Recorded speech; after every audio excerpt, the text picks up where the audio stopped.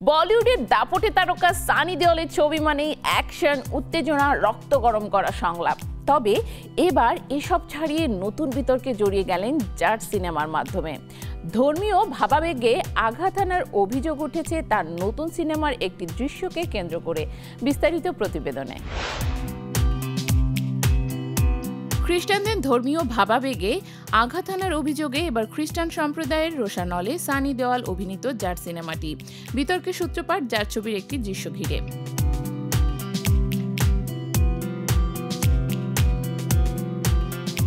যেখানে দেখা যায় গির্জার পবিত্র পরিবেশে প্রার্থনার সময় আচমকা হামলা চালায় রণদীপ হুদা অভিনীত এক চরিত্র।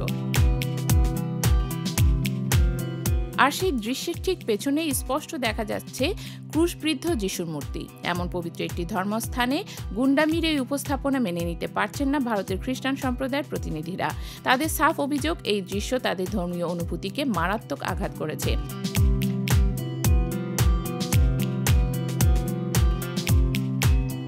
গির্জা আমাদের সবচেয়ে পবিত্র স্থান, সেখানে এমন সহিংসতা কিভাবে দেখানো হয়? এটা কি আমাদের ধর্মীয় বিশ্বাসের বিরুদ্ধে ইচ্ছাকৃত ষড়যন্ত্র নয়? প্রশ্ন তুলছেন তারা। সূত্র জানাচ্ছে, প্রথমে খ্রিস্টান সম্প্রদায়ের ছবির বিরুদ্ধে প্রেক্ষাগৃহের সামনে বিক্ষোভের পরিকল্পনা করলেও পুলিশ সেই উদ্যোগে জল ঢেলে দেয়।